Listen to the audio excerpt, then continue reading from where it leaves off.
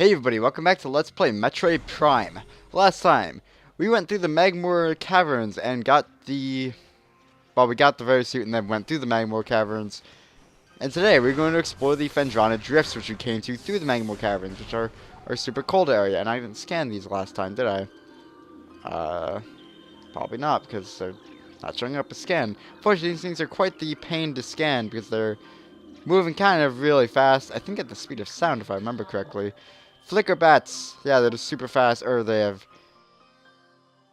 X-ray things, rather, so they just can fly invisibly. They can be invisible while flying, rather, is a much better way to say that, rather than flying invisibly. Similar to the okay, the Buzz Bombu, whatever it was called, the Pulse Bombu, yeah, that was it. It's sort of a gate where it just transmits electricity across the entire gate, or the entire tunnel here, and we have to slip between the energy streams, as it said.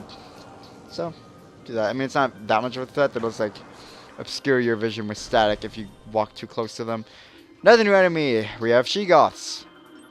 Or rather, these are baby Sheegoths. They're very, easy enemies. They look threatening to a point. Like when I first saw it, I was like, oh my god, how did I fight it? I also first saw these when I was 8. My brother actually wouldn't let me play this game when I was younger. He said it was too scary for me. Which, I don't really understand. Wow, you really came at me, didn't you, buddy? Yeah, I just want to shoot their carapaces on the back with some charge shots and some missiles, and that'll deal with it pretty quickly. Not very threatening, if you know how to strafe well and, utilize the missiles and all that missile trick with quickly reloading missiles. There's a point in this game where I really need to learn to use missiles, because I'm very conservative with them early on, but at some point you have so many you can just abuse them. But yeah, missiles are fun. I really only use them in boss fights, but I could use them like much and pretty much every other place. Ice burrowers, there's basically there's burrowers, I think we just called in Magmoor Caverns, but with ice, and they shoot things at you. They're basically the exact same enemy, but an ice variant. I didn't even mention them in Magmoor though, so very easy though, very cute as well to a degree. I mean that, I don't know, they're kind of cute. Anyway, also, I love the music in Phendrana Drifts. It's again piano mainly, and I love it so much. Piano is like a super good instrument. Okay, so in this room, you want to be very careful and scan these ice shriek bats immediately. I think in every single version of the game, there's a problem where these disappear forever at some point. I think after you get the second next item, I guess. Because you're gonna get one more item and then the next, and I think after the second next item, they disappear. Forever. Like, they don't appear in any other area of the game. They don't reappear here. And I don't know why. I mean, obviously, because they don't have a flag to, to keep them here and also to spawn them in another area or whatever, but, like, why? It's the one normal enemy, I think at least, you can miss forever. And there's only one thing you can miss on the Frigate Orpheon, which was that one pirate data that I scanned. But otherwise, I mean, that's the one normal enemy you can miss. And I feel like it's a glitch that was just never fixed for some reason. When a lot of the other glitches in Prime 1 and Prime 2, and maybe Prime 3, I'm not really sure, were fixed for the Trilogy version. So I don't really understand why that's the one that remained, if it's a glitch. I mean, I'm guessing it's not a glitch, because later on a stronger enemy is going to be in that room. I'm guessing this got rid of the weaker enemies to make you, able to focus on the stronger enemy if you really needed to. But still, like, that's pretty major, being able to miss an enemy just because they don't have a flag for it to respawn there.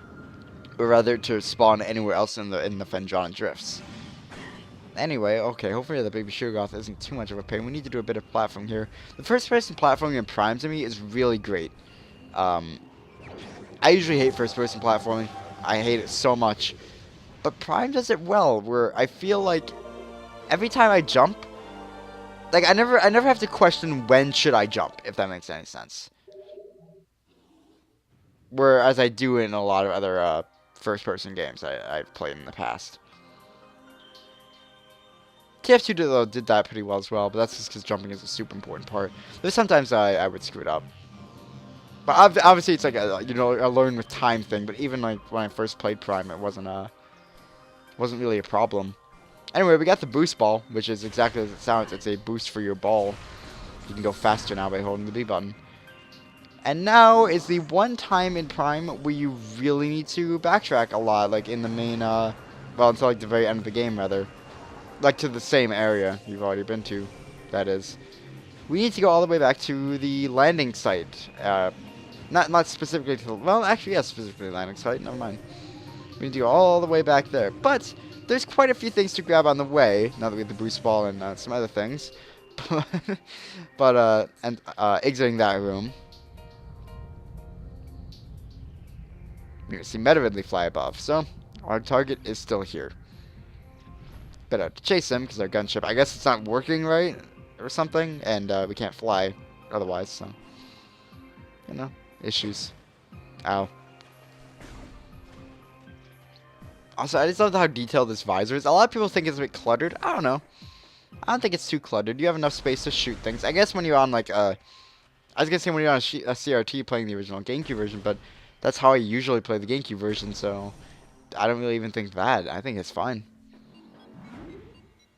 I guess there's also an option to have the helmet show up on the visor, so it's like the top left, bottom, the left, right, top, and bottom of the screen are kind of covered with a like a black, like black half circles sort of thing. I mean, that's a terrible description.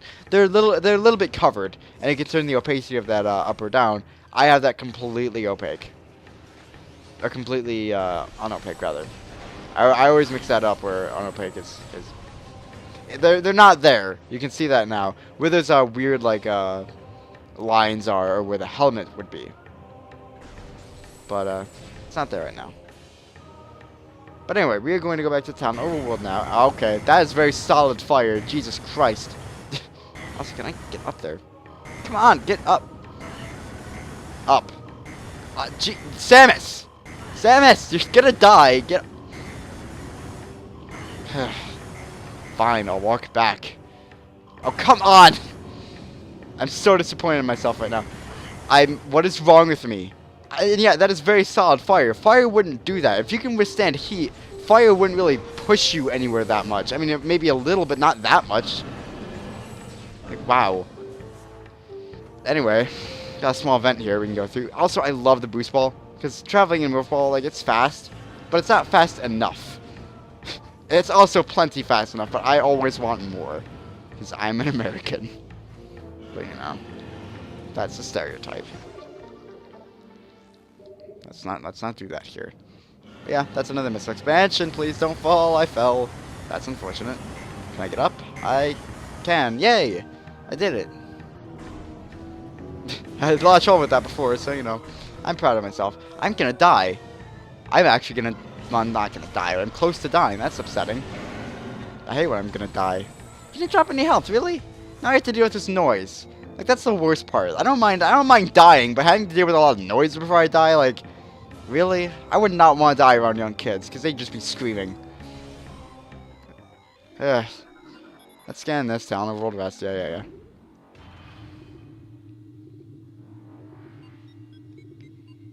I like these little, like, boop, boop, beep, boops in the elevator sound, or the elevator screens.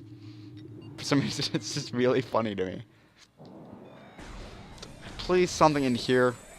Drop health, literally anything. Thank you. At least you don't have to deal with the noise now. Under this bridge, there's a missile expansion. So just grab that real quick and then hop back up and kill this zoomer. For more health? Nope, not more health. That's unfortunate. Luckily, there's plenty of things. And also, we're heading back to the landing site anyway, so I can just, like, stock up on health and whatever, but, you know. So there is going to be a new enemy coming up somewhere. Actually, I think it's higher up in the room. I don't think we'll come across it. Yeah, because the door we need is right there. So yeah, we won't come across it. I thought it was lower. Actually, I'm going to come across it anyway, but I thought we'd come across it in this room. Maybe we can scan it from here. Yeah, it's right there, but let's just do this one, because it's right here anyway. This is a blood flower. If you look at the design of it, a lot of people think Flagra was a radiated version of this. that's poisonous and it causes poison and has a very similar design to it. A lot of people think that one of these was just radiated incredibly and turned into Flagra. So, I mean, I can agree with that. What you want to do is wait for it to shoot a poison thing, shoot the poison thing, and that'll burn it and a lot of things around it as well, apparently.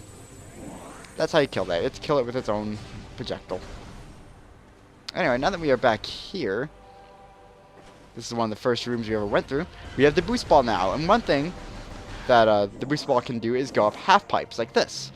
There's also in Prime a hint system that you can turn on and off that will tell you, oh, there's a half pipe in this room, or there's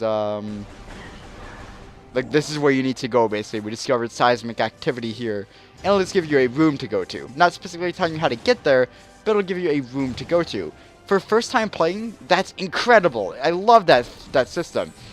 It's not like completely linear, it's just giving you a direction if you need it. You can turn it off, you don't need the hint system on if you're completely Metroid 1 veteran and you don't want any direction at all. Or Super Metroid to a degree, but that game was just better at, like letting you know where to go even without a hint system, I guess, if that makes any sense. What am I trying to say here? The hint systems are super helpful, because I needed it the first time I played. I had no idea where I was going. I couldn't memorize the world of Tallon 4 because I was a young kid. Hint system is super helpful. Don't need it anymore. You probably don't need it after your first playthrough, or maybe first couple playthroughs, but for your first time, really helpful. Find your gunship if you use the morph ball, another energy expansion. Also, I'm going to jump in the gunship because that refuels all your ammo and all your health. Might as well save as well.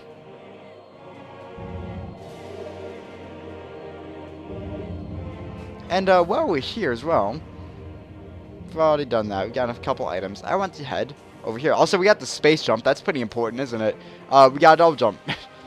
Which, I feel like this is something you should have in a first-person game that has platforming. Not specifically a first-person platformer, Prime. But, you know, it's a first-person game that has platforming. Also, a new enemy. We have some things. What are they called? Seedlings. Yeah, they're basically going to puff up and shoot their spikes at you. If you ever play Kirby, think the needle ability, especially in Return to Dreamland, where you can charge it up and shoot needles. It's basically that. And also, they home in on you. That's pretty, big deal. Welcome to the impact crater, though. This seems to be the meteor that they were talking about. The Chozo and the Chozo lore. If we read this, it's a pirate data. Field team reports are in on an aged structure of alien design built on the surface of Tallon 4. Studies show the structure projects a containment field. This field bars access to a prime source of energy within a deep crater.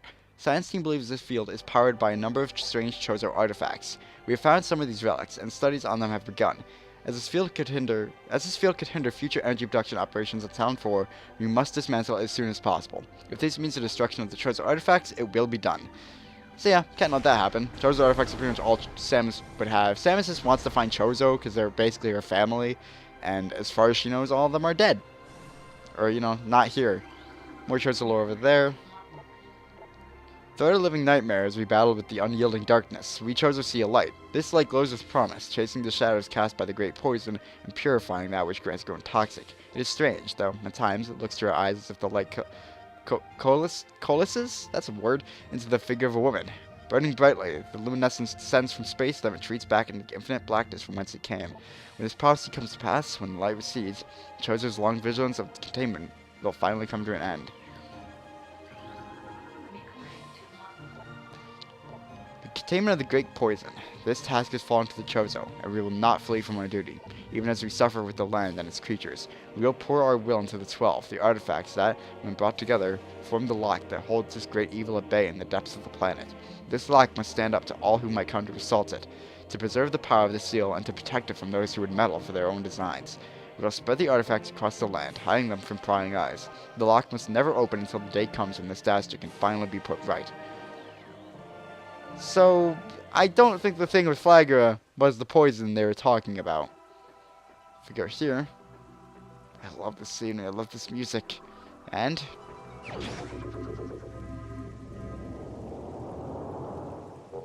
we have our first Chozo artifact. I'm going to be collecting these as we go through the game. You need these to get to the final area of the game, all 12. And if you look around and scan these pillars, you can get hints for some of them. You don't need to scan these. They do go in your logbook, and it does count for logbook, but immediately, you don't need to scan them for anything. Actually, I guess they don't go in your logbook, but alright, maybe they do if you scan this. Yeah, okay, they do go in your logbook, but you don't need to scan them. These are the only things in the game that go in your logbook by default, if you don't scan them. Because not all of them show up immediately, unfortunately. But you can come back after you return some, and I think scan more, and then you get more hints. But I'll be grabbing these as we go through the game as much as I can. I refrained from doing it until I actually came to this area. I could have done it so much earlier. When we got missiles, that's the first time we came to this area. But yeah, I didn't want to spoil anything for that. So, but yeah, we could have gotten. I think we only gotten one artifact so far. At this point in the game, but could be wrong on that, but I'm pretty sure we can only have gotten one anyway. So not a big deal. Anyway, we had to head back to Magmore now, which luckily we have a little bit of a shortcut there in the way we came back to the landing site. So we can just go up this thing. Also, we can finally kill this Schemer, which isn't really like a big deal, but I want to kill it. There, it's dead. And we can just space jump up here. Cool, we did it. Didn't actually expect to make that jump, really, but yay. You gonna fire the poison thing? I guess not. That's cool. I really don't care if you do or not. I really don't need to kill you, but it'd be nice. Murder's pretty fun. Especially if it's in self-defense. Don't actually take that to heart, kids. No, it's never good.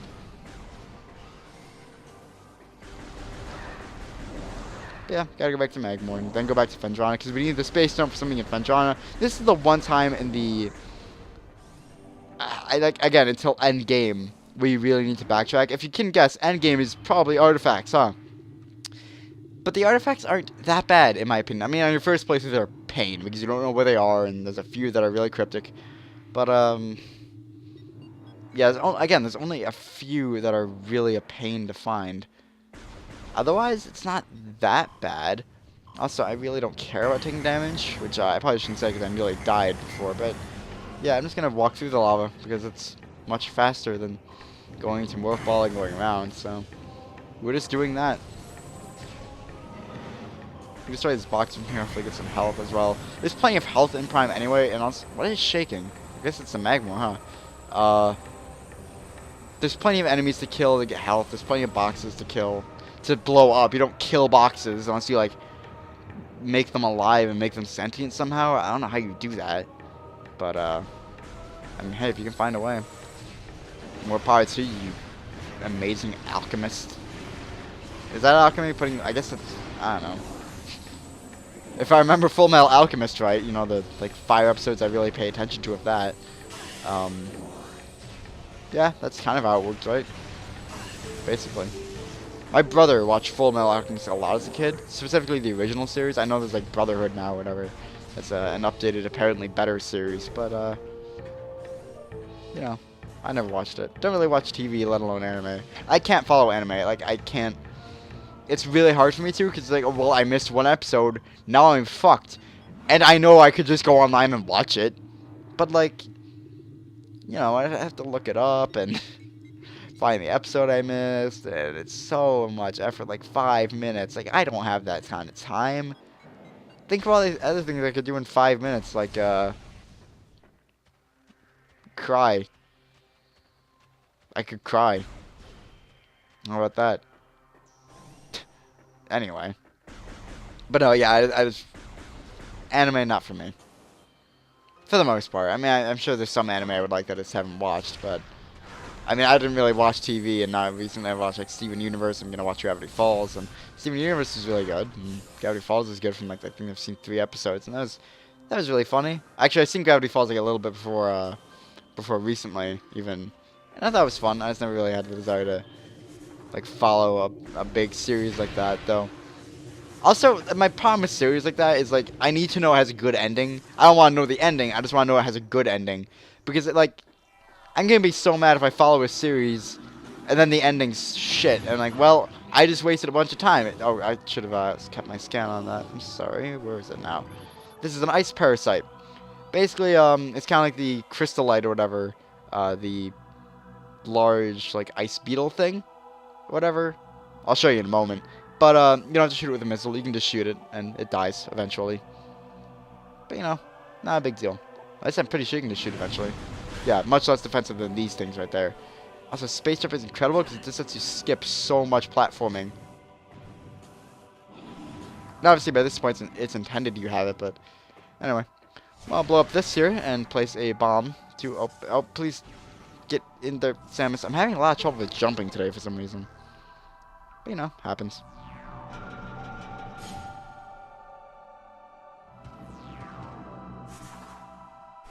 So we have a little morph ball puzzle coming up. I don't even know if I should call it a puzzle. Also, there are tons of Chozo statues in there, and that's pretty great.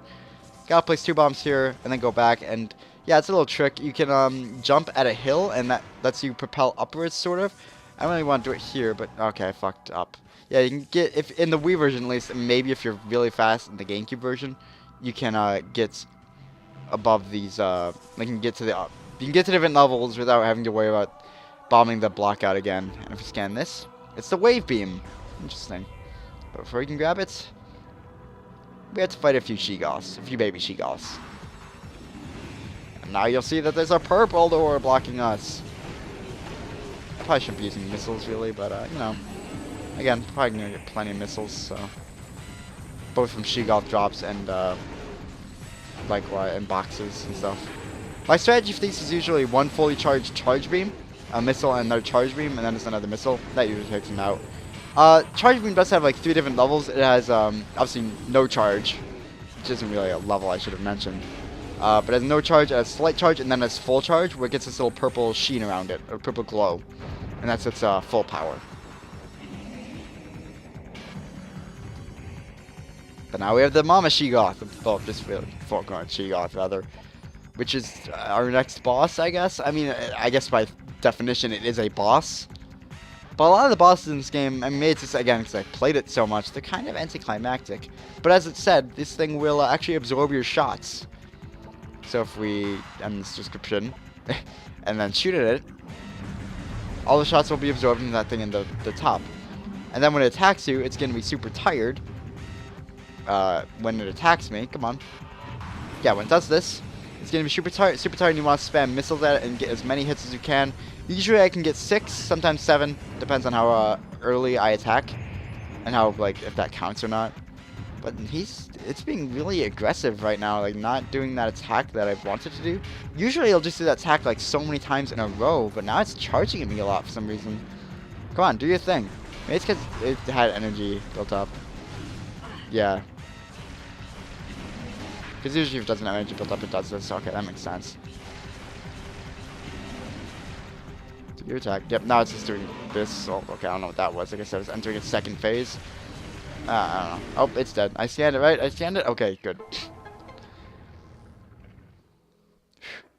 Anyway, Wave Beam in past Metroid games would let your beam go through walls. It doesn't so much in this game. It's more so just Electric Beam.